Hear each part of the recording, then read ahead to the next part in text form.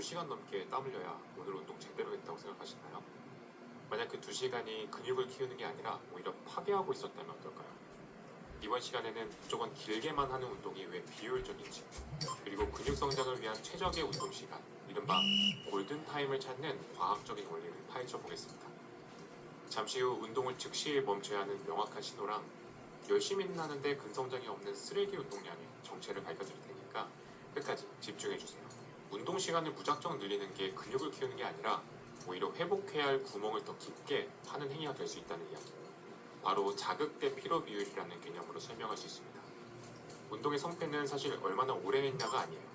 자극이라는 긍정적 효과랑 피로라는 부정적 효과, 그 사이의 비율로 결정되거든요. 이걸 자극 대 피로 비율이라고 부르는데 태닝을 생각하면 아주 쉬워요. 적당히 햇볕을 쐬면 피부가 멋지게 타는 좋은 자극이 되잖아요. 그런데 이걸 5시간 동안 계속 누워있으면 어떻게 될까요? 그건 자극을 넘어서 심한 화상을 입는 거죠. 피로가 자극을 압도해버리는 겁니다. 운동도 똑같아요. 처음에는 자극의 상승폭이 가파르지만 어느 지점을 넘어서면 근육은 포화 상태가 되고 피로만 기하급수적으로 쌓이는 거죠. 바로 그 지점부터 하는 모든 운동이 성과 없이 노력만 하는 그 정크 볼륨이 되는 거예요. 쓰레기 운동량이죠. 노력은 하는데 성과는 없고 오히려 다음 운동까지 망치는 독소가 되는 거예요. 예를 들어서 하체 운동으로 이미 다리가 완전히 지쳤다고 한번 생각해 볼게요. 그런데 계획표에 레그 익스텐션이 남아있다고 억지로 해요. 그럼 목표 근육인 허벅지는 이미 지쳐서 힘을 못 쓰니까 우리 몸은 허리나 다른 관절을 쓰게 됩니다. 결국 목표 부위는 자극을 못 받고 부상 위험만 높아지는 최악의 상황이 되는 거죠. 물론 이 한계점이라는 게 운동 목표에 따라서 좀 달라질 수 있어요. 순수하게 힘을 키우는 스트렝스 훈련이랑 근육 크기를 키우는 근비대 훈련의 그 기준이 좀 다른데요. 먼저 스트렝스 훈련은요, 한계가 에너지까지 떨어져서 오는 게 아니라 신경계가 둔화될 때 찾아와요. 이 신경계 피로라는 건 컴퓨터를 오래 켜두면 인터넷 속도가 느려지는 게 아니라 프로그램 실행 속도 자체가 버벅거리는 거랑 같아요. 신경계가 피로해지면 근육의 최대 힘을 내라고 명령하는 능력 자체가 떨어지는 거죠. 그래서 평소 들던 무게도 갑자기 무겁게 느껴지는 거고요. 최대 무게, 즉 원RM의 75%도 제대로 못 들게 되면 그건 더 이상 스트렝스 훈련이 아닌 게 되는 겁니다. 그럼 근육 크기를 키우는 근비대 훈련은 어떨까요? 이건 신경계보다는 근육 자체를 지키게 하는 게 목표잖아요. 그래서 한계점도 다릅니다. 근비대 훈련의 한계는 전신 피로가 목표 근육 자극을 방해하기 시작할 때 찾아와요. 우리 몸을 하나의 쇠사슬이라고 비교해 볼게요. 훈련 중에 가장 먼저 끊어져야 할 약한 고리는 바로 목표 근육이어야 되거든요. 예를 들어서 팔 운동을 하면 당연히 팔이 지쳐야죠.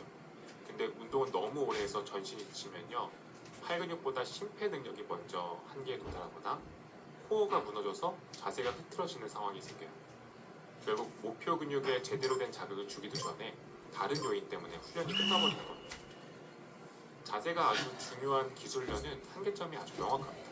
기술 훈련의 한계는 그냥 완벽한 자세가 무너지는 바로 그 첫 순간이에요.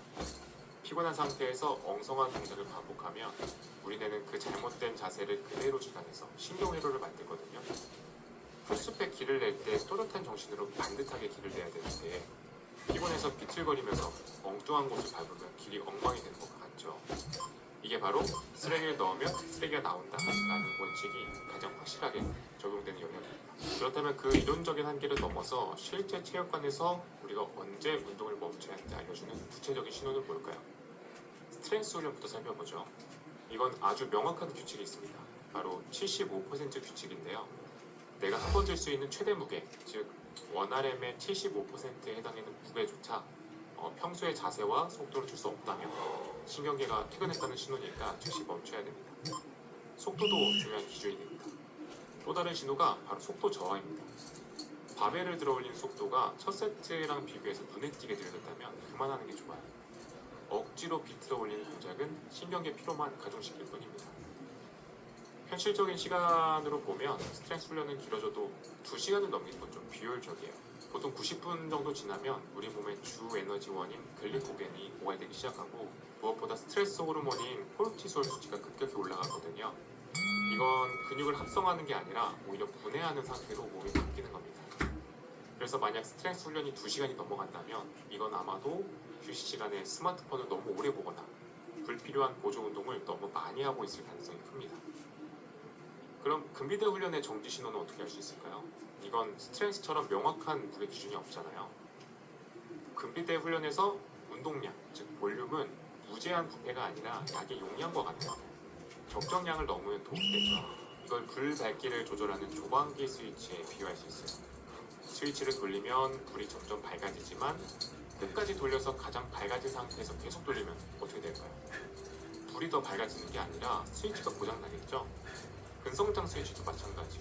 보통 한 부에 5세트에서 10세트 정도의 고강도 훈련을 제대로 했다면 근성장 스위치는 이미 100% 켜진 상태입니다. 그 이상은 피로만 쌓일 뿐이죠. 여기서 한번 스스로한테 질문 던져볼까요? 혹시 여러분은 한 부의 운동을 몇 세트나 하고 계시나요? 만약 10세트를 훌쩍 넘긴다면 그 세트들이 정말로 성장 스위치를 켜고 있는지 의심해 봐야 됩니다. 근비대 훈련이 2시간을 넘어간다면 그건 아마 세트 사이의 휴식 시간이 너무 길거나 아니면 각 세트의 강도가 너무 낮다는 신호일 수 있습니다. 시간을 기준으로 삼기보다 훨씬 더 좋은 직관적인 지표가 있는데요. 바로 펌핑감입니다. 운동 중에 근육이 혈액으로 빵빵해지는 그 느낌이에요. 운동 좀 해본 분들은 다 아는 그 느낌이죠. 이 펌핑감을 기준으로 3가지 상황으로 나눌 수 있습니다. 펌핑감이 계속 증가한다면 아주 좋은 상태니까 계속 진행하고요. 펌핑감이 더 늘지는 않지만 유지가 된다면 최적의 구간에 있는 겁니다. 그런데 펌핑감이 줄어들면요, 그땐 즉시 운동을 중단하라는 아주 강력한 위험 신호입니다. 근육이 오히려 납작해지는 느낌이 들 때요, 이건 우리 몸이 근육을 갉아먹기 시작했다는 뜻이니까요. 자, 리프팅 운동 가이드를 정리해 보겠습니다. 스트렝스 훈련은 75% 규칙과 속도 저하를 기준으로 2시간 안에 끝내는 게 좋고, 근비대 훈련은 5개에서 10개 사이의 고품질 세트를 목표로 하되 시계보다는 펌핑감의 변화를 확인하며 이 시간을 넘지 않는 것이 효율적이라는 점을 알아봤습니다. 자, 그럼 근육을 키우면서 지방을 빼고 싶을 때 유산소 운동은 얼마나 또 어떻게 해야지 근손실 없이 효과를 극대화할 수 있을까요? 지방을 빼려고 유산소를 할 때 가장 경계해야 할 게 바로 간섭 효과입니다. 우리 몸에는 서로 충돌하는 2개의 스위치가 있다고 생각하면 쉬워요. 하나는 근육을 만들라는 근합성 스위치, 다른 하나는 에너지를 아끼라는 에너지 절약 스위치인데 이 2개가 동시에 켜질 수는 없습니다. 그런데 장시간 유산소 운동은 이 에너지 절약 스위치를 아주 강력하게 켜서 근육을 만드는 모드를 꺼버립니다. 유산소로 300칼로리 더 태우려다가 다음날 스쿼트 중량이 20kg 줄어들면 장기적으로는 손해니까요. 우리 몸의 엔진 출력을 스스로 낮추는 꼴이 되는 겁니다. 그래서 지방 감소가 목표라면 유산소 운동은 한 번에 1시간을 넘기지 않는 게 좋습니다. 60분 이상 지속되면 스트레스 호르몬 수치가 높아져서 근육 분해를 촉진할 수 있어요. 이게 바로 마른 비만의 원인이 되기도 하고요. 그럼 어떤 방법이 가장 좋을까요? 신경계 피로나 관절 스트레스 없이 순수하게 칼로리만 태우고 싶다면 경사를 두고 천천히 걷는 저강도 유산소가 가장 좋습니다. 만약 고강도 인터벌 트레이닝을 한다면 20분에서 30분 이내로 짧고 굵게 끝내야 되고요. 하지만 가장 현명한 전략은 역시 일상생활 속 활동량 자체를 늘리는 거겠죠. 그런데 이건 지방 감소가 목표일 때 이야기고, 만약 마라톤처럼 스포츠 능력을 키우는 게 목표라면 이야기가 완전히 달라지죠. 그런 선수들은 몇 시간씩 달려야 되니까. 스포츠 퍼포먼스 향상을 위한 유산소의 핵심은 페이스 유지입니다. 예를 들어서 1km를 5분에 뛰는 페이스를 유지하는 훈련을 목표로 했다고 해보죠. 그런데 지쳐서 페이스가 한 6분으로 떨어졌어요. 그 순간부터의 훈련은 목표한 에너지 시스템을 훈련하는 게 아니라 그냥 지친 몸을 끄는 정크 마일즈, 즉 쓰레기 거리가 되는 겁니다. 단순히 정해진 시간을 채우는 게 중요한 게 아니라 목표한 강도를 유지할 수 있는 시간까지만 의미가 있다는 거죠. 만약 코치가 45분 훈련을 지시했는데 끝나고도 에너지가 남았다면 그건 45분 동안 전력을 다하지 않았다 라는 증거가 되는 겁니다. 유산소 운동에 대해서 정리를 해볼게요. 지방 감소가 목적이라면 근손실을 유발하는 간섭 효과를 막기 위해서 1시간 이내의 저강도 운동이 유리하고, 스포츠 퍼포먼스 향상이 목적이라면 정해진 프로그램에 따라서 목표 페이스를 유지할 수 있는 시간까지만 훈련하는 게 핵심입니다. 지금까지 운동 종류별 최적의 시간을 알아봤는데 이 모든 것을 관통하는 가장 중요한 원칙은 뭘까요?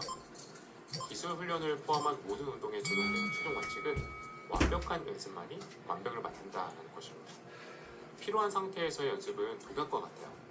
자세가 무너지는 첫 번째 실수, 즉 엉성한 동작이 나오는 바로 그 순간이 훈련을 멈춰야 할 신호입니다. 10분밖에 안 했더라도 거기서 멈춰야 되는 거예요. 그리고 또 하나 아주 중요한 원칙은 오늘의 목표를 달성했다면 거기서 끝내라는 겁니다. 많은 분들이 그래도 헬스장 왔는데 1시간은 채워야지, 이런 시간 중심의 강박 때문에 불필요한 운동을 추가하거든요. 오늘의 목표 운동을 30분 만에 완벽하게 끝냈다면 거기서 멈추고 집에 가서 쉬는 게 성장을 위한 가장 빠른 길입니다. 고품질의 30분 훈련이 저품질의 2시간 훈련보다 훨씬 나아요. 만약 정말 많은 운동량이 필요한 상급자라면 어떻게 해야 될까요? 한 번에 20세트씩 해야 하는 경우도 있을 텐데요. 그런 경우에는 한 번에 몰아서 하는 게 아니라 세션 수를 늘려야 됩니다. 월요일에 가슴 운동 20세트를 몰아서 하면 후반부 10세트는 지쳐서 품질이 떨어질 수밖에 없어요. 하지만 이걸 월요일 오전에 10세트, 목요일 오후에 10세트로 나누면 어떨까요? 두 번 모두 최상의 컨디션에서 고품질의 훈련을 할 수 있게 되죠. 결국 체육관은 노동시간을 채우는 공장이 아니라 우리 몸을 정교하게 건설하는 현장인 거죠. 오래 버티는 게 아니라 퀄리티를 높이는 게 핵심입니다. 최종적으로 점검해야 할 몸품 시호는 이렇습니다. 스트렝스 훈련은 바벨 속도가 느려지면 멈추고, 근비대 훈련은 펌핑감이 사라지면 멈추고, 그리고 유산소 운동은 웨이트 훈련의 방해가 되기 전에 멈춰야 됩니다. 근성장을 위한 최적의 운동 시간은 단순히 시계로 재는 게 아닙니다. 핵심은 자극대 피로 비율을 이해하고 각자의 목표에 맞는 멈춤 신호를 아는 거죠. 스트렝스 훈련은 신경계 한계를, 근비대 훈련은 펌핑감의 변화를, 유산소는 근력 운동과의 간섭 효과를, 기술 훈련은 완벽한 자세의 유지를 기준으로 삼아야 됩니다. 가장 중요한 것은 똑똑하게 자극을 주고 미련 없이 체육관을 떠나서 충분히 회복하는 겁니다. 매일 어깨 운동하는데 왜 어깨는 그대로일까요? 어쩌면 가슴 등 운동을 너무 열심히 한 탓일지도 모릅니다. 이번 시간에는 어깨 성장을 가로막는 진짜 원인을 파헤치고 다른 부위 운동을 과감히 줄여야만 얻을 수 있는 폭발적인 어깨 성장의 비밀을 알려드립니다. 잠시 후 왜 어깨 근육은 일주일에 5번씩 자극해도 괜찮은지 그 과학적 근거를 알려드리겠습니다. 어깨 근육이 다른 근육과 달리 웬만한 훈련에도 손상되지 않고 오히려 더 잦은 훈련을 요구하는 특별한 구조를 가졌다면 어떨까요? 우리 어깨의 옆부분을 둥글게 만들어주는 측면 삼각근은요, 해부학적으로 아주 독특한 구조를 가지고 있습니다. 다중우상근이라고 하는데요. 쉽게 말해서 근육 섬유들이 여러 개의 깃털이 겹쳐있는 것처럼 아주 빽빽하게 배열된 형태예요. 이 구조 때문에 한 3가지 정도 중요한 특징이 생깁니다. 첫째는 근육 크기는 작은데도 이 빽빽한 근섬유 덕분에 강한 힘을 낼 수 있고요. 둘째, 팔을 크게 휘두르는 것보다 특정 각도에서 무게를 버티는 데 더 특화되어 있죠. 그리고 가장 중요한 셋째 특징은 이 구조가 물리적인 손상에 굉장히 강하다는 거예요. 웬만한 운동 강도로는 근육에 미세한 상처를 내기조차 어렵습니다. 일반적으로는 운동으로 근육을 찢고 회복하면서 커진다라고 하죠. 하지만 정확히 그 손상을 잘 입지 않는다는 점이 역설적으로 어깨 성장의 열쇠가 됩니다. 손상이 적다는 건 그만큼 회복이 빠르다는 뜻이거든요. 그래서 다른 근육과 달리 더 자주, 더 많이 훈련해도 안전하고 오히려 성장이 유리한 거죠. 이게 바로 고빈도 훈련이 가능한 이유입니다. 그럼 횟수나 무게는 어떻게 설정해야 될까요? 이 또한 다른 근육과 좀 다른데요. 측면 삼각근은 오래 버티는 지근이랑 폭발적인 힘을 내는 속근이 섞여 있어서 한 가지 방식만 고집하면 안 돼요. 그런데 현실적으로 생각해보세요. 측면 삼각근만 딱 고립시켜서 아주 무거운 무게를 다루는 게 거의 불가능하잖아요. 그래서 10회에서 30회에 이르는 비교적 높은 반복 횟수로 근육이 타는 듯한 느낌에 집중하는 게 성장의 중심이 되어야 됩니다. 대부분의 사람들이 어깨 운동을 일주일에 딱 한 번만 하는데 이게 비효율적인 이유는 바로 SRA 곡선이라는 개념에 있습니다. 운동으로 자극을 주면 근육 기능이 잠깐 떨어졌다가 회복하면서 이전보다 더 강해지는 원리인데요. 가슴이나 등 같은 큰 근육은 이 회복과 성장에 며칠씩 걸리는데 측면 삼각근은 이 곡선이 24시간에서 48시간으로 극도로 짧아요. 즉 월요일에 어깨 운동을 했다면 수요일이면 이미 성장할 준비가 다 끝났다는 말이죠. 그런데 다음 주 월요일까지 기다린다면 그 사이에 4, 5일을 그냥 낭비하고 있는 셈입니다. 엄청난 기회 비용의 낭비인 셈이죠. 자극대 피로 비율이라는 개념으로 보면 더 쉬운데요. 사이드 레터럴 레이즈 같은 운동을 생각해보세요. 어깨 근육에는 엄청난 자극, 즉 타는 느낌을 주지만 스쿼트나 데드리프트처럼 숨이 차거나 온몸이 지치진 않잖아요. 전신 피로도는 매우 낮다는 뜻입니다. 이게 바로 다른 부위의 회복을 방해하지 않으면서 어깨만 주 4회 이상 훈련할 수 있는 과학적 근거예요. 어깨는 근육을 찢어서 키운다기보다는 회복이 빠르니까 자주자주 펌핑감과 타는 듯한 느낌, 즉 대사 스트레스를 줘서 성장 신호를 보내야 되는 거죠. 정리하자면 측면성악근은 그 깃털 모양의 특수구조 덕분에 손상이 강하고 회복이 아주 빠릅니다. 따라서 일주일에 한 번이 아닌 여러 번 고반복 훈련을 통해서 근육의 대사 스트레스를 집중적으로 주는 게 성장의 핵심 전략이라고 할 수 있습니다. 그럼 최고의 어깨를 만들기 위해서 가장 효율적인 운동 방법은 뭘까요? 운동의 효율은 저항 곡선이라는 개념으로 평가할 수 있는데요. 동작의 모든 구간에서 근육이 얼마나 꾸준히 부하를 주느냐라는 거죠. 이 기준에 따라서 운동 등급을 나눌 수 있습니다. S등급 운동부터 살펴볼게요. 보통 헬스장에 가면 다들 덤벨부터 드니까 덤벨 레터럴 레이즈라고 생각할 수도 있는데 가장 흔한 덤벨 레터럴 레이즈는 사실 B등급입니다. 최고의 S등급 운동은 케이블과 머신을 이용한 레터럴 레이즈예요. 덤벨은 팔을 다 내리면 중력